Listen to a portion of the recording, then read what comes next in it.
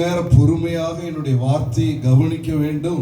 இந்த செய்தி முதல்ல உங்களுக்காகத்தான் சொல்லப்படுகிறது, அதுக்கு பிறகுதான் மற்றவர்களுக்கு. ஆகையினால உங்க வாழ்க்கைக்கே அச்சாரமாக, ஆணி வேறாக, ஆதாரமாக இருக்கக்கூடிய இந்த 4 காரியங்களை நீங்கள் அறிந்து கொள்வீர்களானால், இதை கடைபிடிப்பீர்களானால் உங்கள் வாழ்க்கை ஆசீர்வாதமாய் இருக்கும் என்பதிலே சந்தேகமே இல்லை. முதலாவதாக என்று சொல்லக்கூடிய காரியம் அன்பு கூறுங்கள் என்பது. ஆண்டவர் திருமண பந்தத்தை ஏற்படுத்தின முக்கியமான ஒரு நோக்கம், நாம் வாசித்த இந்த வேத பகுதியில 3 முறை சொல்லப்பட்டிருக்கிறது, அன்பு கூறுங்கள். கணவன் மனைவியின் இடத்துல அன்பு கூற வேண்டும், மனைவி கணவன் இடத்துல அன்பு கூற வேண்டும். இருவரும் அன்பிலே கடைசி வரை நிலைத்திருக்க வேண்டும். திருமணமான புதிதுல ஆசை 60 நாள், மோகம் 30 நாள் என்று சொல்வார்கள். திருமணமான புதுசுல ரொம்ப ஆசையா இருப்பார்கள், ரொம்ப அன்பா இருப்பார்கள். அது பெரிய காரியம் அல்ல. ஆண்டுகள் பல கடந்து போனாலும், எத்தனை ஆண்டுகள் ஆனாலும் அந்த அன்பிலே நிலைத்திருக்க வேண்டும். கணவன் தன் மனைவியின் மேல் வைத்திருக்கிற அன்பிலே நிலைத்திருக்க வேண்டும். அருமையான விமல், இன்றைக்கு உங்க வர்ஷா மேல நீங்க எவ்வளவு அன்பு வைத்திருக்கிறீர்களோ அதே போல வாழ்நாள் முழுவதும் இந்த அன்பிலே நீங்கள் நிலைத்திருக்க கடமைப்பட்டிருக்கிறீர்கள்.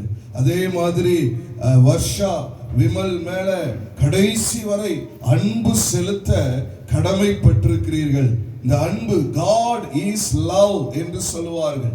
தேவன் அன்பாகவே இருக்கிறார். அவர் அன்பு நிறைந்த தேவனாய் இருக்கிறார். அவர் தான் நமக்கு இந்த காரியத்தை சொல்லி இருக்கிற 10 கற்பனைகளை கொடுத்த ஆண்டவர் அதை 2 கற்பனையாக சுருக்கி அவர் சொல்லும் போது சொல்லுகிறார், 2மே அன்பை அடிப்படையாக கொண்டதுதான்.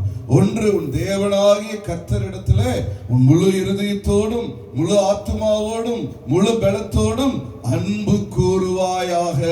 இதற்கு ஒப்பாய் இருக்கிற 2ஆம் கற்பனை என்னவென்றால், உன்னிடத்தில் நீ அன்பாய் இருப்பது போல பிறனிடத்திலும் அன்பாய் இருப்பாயாக, பிறனிடத்திலும் அன்பு கூறுவாயாக. அந்த வார்த்தையினுடைய முதல் அர்த்தம் பிறனிடத்திலும் என்று சொல்லப்படுகிற ஒரு முதல் அர்த்தம், தன்னுடைய வாழ்க்கையிலே தன் பிறருடைய ஒரு மகளாக இருந்து, பிறருடைய ஒரு மகளாக வளர்ந்து, தன்னையே நம்பி தனக்காக வந்திருக்கிற அந்த துணையை முழு மனதோடு அன்பு கூற வேண்டும் என்பதுதான் ஆண்டவருடைய முதல் வார்த்தையாக இருக்கிறது. ஆகவே விமல், இன்றையிலிருந்து என்ன செய்ய வேண்டும்? இதுவரைக்கும் நீங்க தனிக்காட்டு ராஜாவா இருந்திருப்பீர்கள். அதாவது ஒரு அருமையான தேவ மனிதர் சொன்னாரு, வேடிக்கையாக அவர் சொன்னார், திருமணம் ஆகிறதுக்கு முன்னாடி அவர் சூப்பர் மேனா இருப்பாராம். அவர் யார் கேட்க முடியாது, அவர் அப்படியே சூப்பர் மேனை போல அவர் ஓடிக்கொண்டிருப்பார். திருமணம் நிச்சயம் ஆயிருச்சு அப்படின்னா, இவருக்கு இவர் தான் அப்படின்னு நிச்சயம் ஆயிருச்சுன்னா அவர் ஸ்பைடர் மேனா மாறிடுவாராம். ஸ்பைடர் மேன்னா அப்படியே செவுத்துல ஏறுவாரு. ஒரு இடத்துல பேசுறதுக்கு என்னென்னலாம் செய்ய முடியுமோ, எப்படியெல்லாம் போய் பார்க்கலாமா, செல்லுல பேசலாமா, ஏதாவது செய்யலாமான்னு சொல்லி ஸ்பைடர் மேனை போல அவர் செயல்பட்டு கொண்டிருப்பார். ஆனா திருமணம் ஆன பிறகு அவரு வாட்ச்மேனாய் மாறிவிடுவாராம். சோத்திரம். ஏன்னா இனி அவருக்கு, இனி உங்களுக்கு, விமலுக்கு ஒரே வேலை என்னன்னா, உங்க மனைவியை பார்த்து கொண்டே இருக்க வேண்டும், உங்க மனைவியை கவனித்து கொண்டே இருக்க வேண்டும். அதை தவிர இந்த உலகத்துல உங்களுக்கு முக்கியமான வேலை எதுவுமே கிடையாது. நீங்க இதுவரைக்கும் சூப்பர் மேனா இருந்திருக்கலாம் அல்லது ஸ்பைடர் மேனா இருந்திருக்கலாம், ஆனா இனி நீங்கள் வாட்ச்மேனாக இருக்க வேண்டும். இன்னும் கொஞ்ச நாள் ஆச்சுன்னா அவர் சொல்றாரு, டாபர் மேனாய் மாறி விடுவாராம். ஆகையினால ஸ்தோத்திரம்.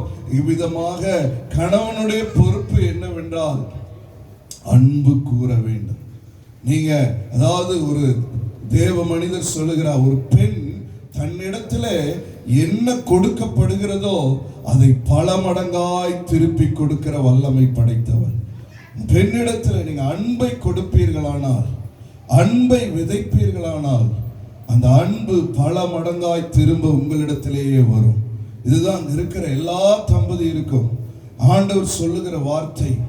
நீங்க திருமணமான புதிதுல நீங்க என்ன அன்பு வைத்திருந்தீர்களோ, ஒருவேளை 10 வருஷம் ஆயிருக்கலாம், 15 ஆண்டுகள் ஆயிருக்கலாம், 20 ஆண்டுகள், 50 ஆண்டுகள் கூட ஆகி இருக்கலாம். அன்பு கூறுகிறவர்களாய் இருக்க வேண்டும். அந்த அன்பிலே ஒருபோதும் கணவன் மனைவியை விட்டு கொடுக்க கூட